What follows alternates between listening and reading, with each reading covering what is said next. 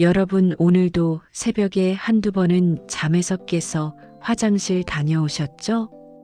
분명히 어제 저녁에 물을 많이 마신 것도 아닌데 왜 이렇게 자꾸 신호가 오는지 모르겠습니다.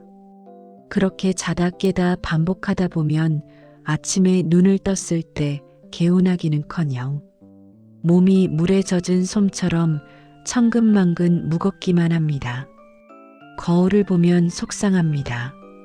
눈가가 퉁퉁 부어 있고 양말을 벗으면 발목에 양말 자국이 깊게 남아서 한참을 안 없어지죠. 그럴 때마다 이런 걱정이 듭니다. 내 콩팥이 벌써 다 됐나? 나중에 투석이라도 하면 우리 자식들 고생을 어떻게 시키나. 정보는 넘쳐나는데 어떤 건 먹으라 하고 어떤 건 절대 안 된다고 하니 참 혼란스러우실 겁니다. 몸은 예전 같지 않고 앞으로 투석이라도 하게 되면 자식들에게 짐이 될까봐 밤잠 설치시는 그 마음 제가 잘 알고 있습니다. 콩팥은 우리 몸의 정수기입니다. 매일 200리터가 넘는 피를 걸러서 깨끗하게 만들어주죠. 그런데 이 정수기 필터가 무서운 게 뭔지 아십니까? 70%, 80%가 망가질 때까지도 나 아파요라고 소리를 안 지릅니다. 그래서 침묵의 장기라는 무시무시한 별명이 붙어 있어요. 특히 우리 시니어분들을 힘들게 하는 주범은 끈적해진 혈액입니다. 나이가 들면 혈관도 노화되고 혈당 조절도 예전 같지 않죠.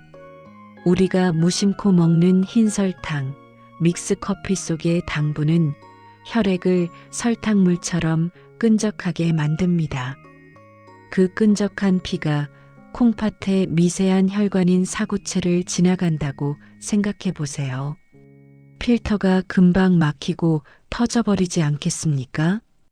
그렇다고 단 것을 아예 안 먹고 살 수도 없습니다. 기운이 없으면 손발이 떨리고 머리가 멍해지는데 도대체 무엇으로 이 기운을 채워야 할까요? 바로 여기서 오늘 이야기의 핵심, 자연이 준 선물인 꿀이 등장합니다. 저는 여러분께 어려운 의학 논문을 들이밀거나 이 약 하나면 만병통치입니다라고 과장하는 사람이 아닙니다. 저는 여러분의 곁에서 우리 집 주방에 있는 재료로 어떻게 하면 조금 더 건강하고 품위 있는 노후를 보낼 수 있을지 고민하는 생활 밀착형 건강 가이드입니다. 저도 부모님 모시면서 똑같은 고민을 했습니다. 단 것 드시고 싶어 하시는데 설탕은 안 되고 뭘 드려야 하나 하고 말이죠. 수많은 자료를 찾고 전문가들의 조언을 정리한 끝에 얻은 답이 바로 꿀이었습니다. 오늘 제가 알려드리는 꿀 섭취법은 콩팥에 무리를 주지 않으면서도 독소를 빼내는 아주 특별한 방법들입니다. 저만 믿고 따라오세요. 왜 설탕은 안 되는데 꿀은 괜찮을까요? 여기에는 4가지 깊은 비밀이 숨어 있습니다. 첫째, 소화 과정이 필요 없는 완전 에너지입니다. 보통 우리가 밥이나 설탕을 먹으면 위와 장에서 효소가 나와서 분해를 해야 합니다. 이 과정 자체가 콩팥과 간에는 큰 일감이 됩니다. 그런데 꿀은 벌들이 이미 자기 몸속에서 포도당과 과당으로 다 분해를 해놓은 상태입니다. 우리 몸에 들어오자마자 바로 흡수되어 혈액으로 갑니다. 콩팥이 이번엔 내가 할 일이 없네 하고 편하게 쉴 수 있게 해주는 것이죠. 둘째, 사구체의 녹을 닦아내는 항산화 청소기입니다. 우리 콩팥 안에는 사구체라는 미세한 혈관 다발이 있습니다. 이게 정수기 필터 역할을 하죠. 나이가 들면 여기에 활성산소라는 찌꺼기가 쌓여서 필터가 녹슬게 됩니다. 꿀 속의 풍부한 플라보노이드와 폴리페놀은 이 녹을 닦아내는 강력한 수세미 역할을 합니다. 염증을 가라앉히고 세포가 재생되도록 돕는 것이죠. 셋째, 천연 항생제 글루코스 산화효소의 힘입니다. 우리 시니어 분들은 요로 감염이나 방광염 때문에 고생하시는 경우가 많죠? 꿀에는 벌들이 만들어낸 천연 항생 성분이 들어 있습니다. 이 성분이 소변이 지나가는 길목의 세균을 억제해서 콩팥까지 염증이 올라오는 것을 막아주는 든든한 방어막이 됩니다. 넷째, 수분 대사를 조절하는 천연 이뇨제입니다. 몸이 붓는 이유는 콩팥이 수분 조절을 못하기 때문입니다. 꿀은 적절한 삼투압 작용을 통해 몸속에 불필요한 수분은 빼주고 세포에 필요한 수분은 채워주는 아주 영리한 역할을 수행합니다. 꿀 섭취의 3대 황금 시간대 최적의 타이밍 알려드릴게요. 첫 번째 황금 시간은 아침 공복 세척의 시간입니다. 아침에 눈 뜨자마자 드시는 물 한 잔이 보약이라는 말 들어보셨죠? 이때 물의 온도가 생명입니다. 너무 차가운 물은 콩팥 혈관을 수축시킵니다. 40도 정도의 미지근한 물 한 잔에 꿀 한 스푼을 타세요. 밤새 끈적해진 혈액을 맑게 만들고 콩팥 사구체를 시원하게 청소해주는 세척수 역할을 합니다. 두 번째 황금 시간은 오후 3시에서 4시 사이 충전의 시간입니다. 오후 3시나 4시쯤 되면 기운이 쏙 빠지시죠? 이때 습관적으로 믹스 커피를 드시는 분들이 많습니다. 하지만 커피의 카페인은 수분을 몸 밖으로 빼앗아 콩팥을 바짝 마르게 합니다. 대신 이때 따뜻한 꿀차 한 잔을 드십시오. 카페인은 없으면서도 급격한 혈당 쇼크 없이 피로를 풀어주고 콩팥에 생기를 불어넣습니다. 세 번째 황금 시간은 잠들기 1시간 전 치유의 시간입니다. 잠을 잘 자야 콩팥도 쉽니다. 소량의 꿀은 뇌의 에너지를 보충해 스트레스 호르몬 분비를 막고 숙면을 돕습니다. 깊이 잠들면 항이뇨 호르몬이 잘 나와서 오히려 밤에 화장실 가는 횟수가 줄어듭니다. 이는 결과적으로 야간뇨를 줄여 콩팥이 온전히 쉴 수 있게 합니다. 다음으로 우리 콩팥 상태에 맞는 맞춤형 꿀 선택법을 알려드릴게요. 꿀도 다 같은 꿀이 아닙니다. 내 몸 상태에 맞는 꿀을 골라야 합니다. 기운이 하나도 없는 분은 아카시아 꿀을 추천합니다. 맛이 순하고 당도가 적당해서 위장에 부담이 적고 흡수가 빠릅니다. 염증 수치가 높은 분은 밤꿀이 정답입니다. 색이 진할수록 항산화 성분이 많습니다. 약간 쌉싸름한 맛이 나지만 콩팥 염증을 잡는 데는 밤꿀만 한 게 없습니다. 기관지까지 안 좋은 분은 마누카 꿀이나 피나무 꿀이 좋습니다. 콩팥뿐만 아니라 폐와 기관지의 염증까지 함께 다스려줍니다. 가장 중요한 확인법은 제품 뒷면의 탄소 동위원 소비를 꼭 확인하세요. 이 숫자가 마이너스 22.5% 이하인 것만 진짜 천연 벌꿀입니다. 설탕물을 먹인 사양 벌꿀은 콩팥 건강을 위해 피하셔야 합니다. 그럼 이번엔 꿀의 효능을 500% 끌어올리는 특급 궁합 레시피 알려드릴게요.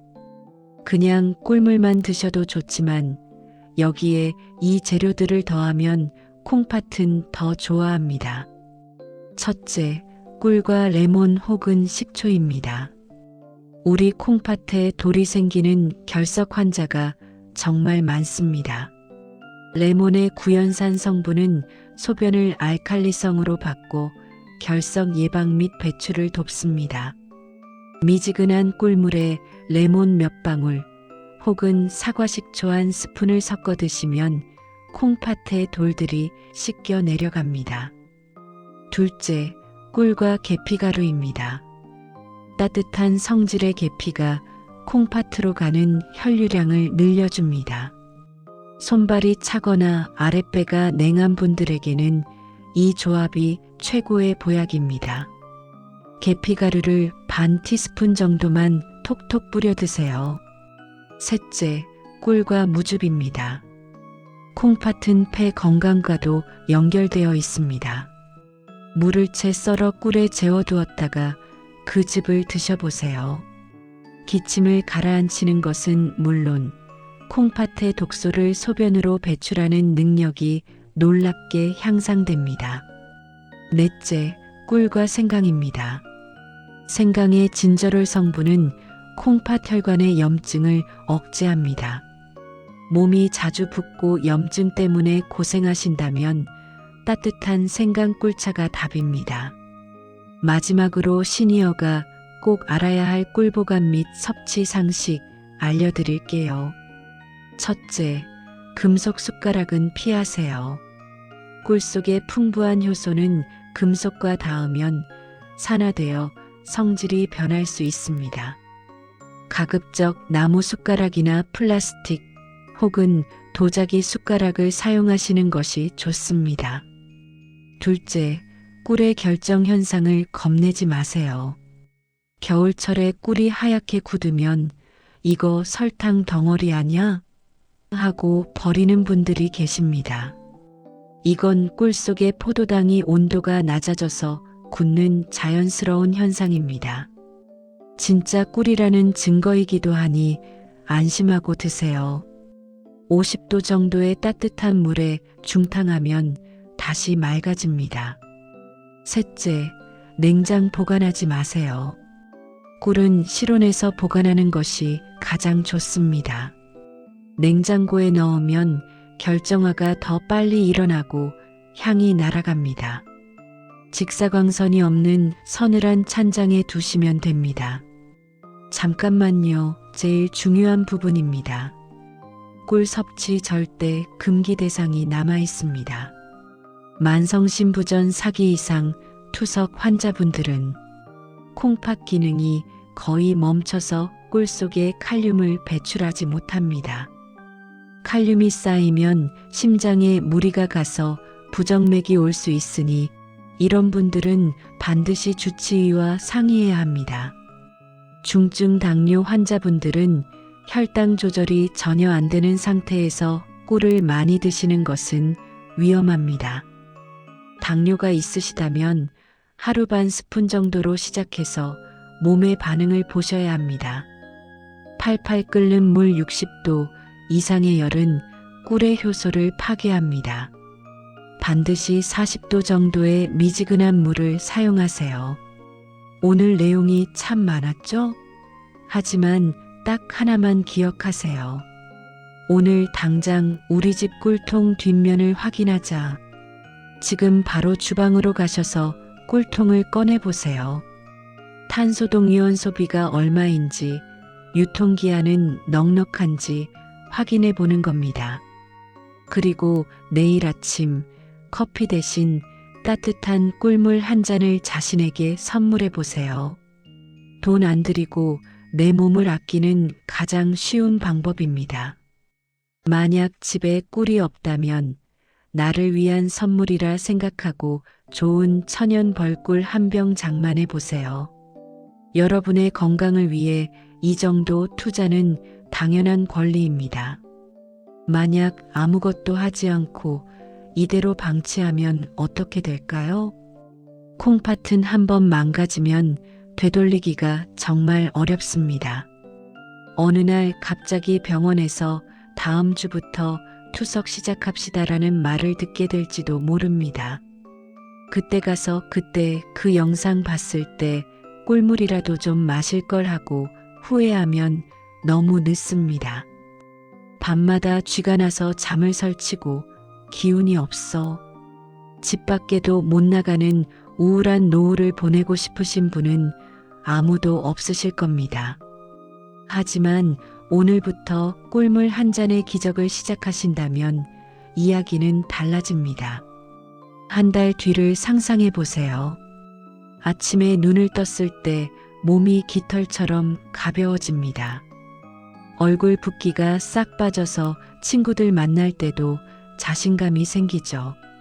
화장실 가는 발걸음이 가벼워지고 무엇보다 나도 내 몸을 지킬 수 있다는 자신감이 생깁니다. 병원 검진 날 의사 선생님이 어르신, 요즘 관리 정말 잘하셨나 봐요. 수치가 몰라보게 좋아졌습니다. 라고 말하는 그 순간을 떠올려 보세요. 그것이 바로 우리가 바라는 행복한 노후 아니겠습니까? 여러분은 충분히 그럴 자격이 있는 귀한 분들입니다. 제가 늘 곁에서 가장 쉽고 진솔한 건강 가이드가 되어드리겠습니다. 오늘 이야기가 도움이 되셨다면 주위에 콩팥 건강 걱정하는 소중한 분들께 이 영상을 꼭 공유해 주세요. 그분들에게도 여러분이 귀한 생명의 가이드가 되어주시는 겁니다. 구독과 좋아요는 제가 더 열심히 공부해서 좋은 정보를 가져오는 큰 힘이 됩니다. 댓글로 오늘부터 꿀물 한 잔이라고 남겨주세요. 제가 직접 응원의 답글 달아드리겠습니다. 오늘 하루도 정말 고생 많으셨습니다. 따뜻한 꿀물 한 잔 드시고 푹 주무세요. 여러분의 건강한 내일을 진심으로 응원합니다. 감사합니다.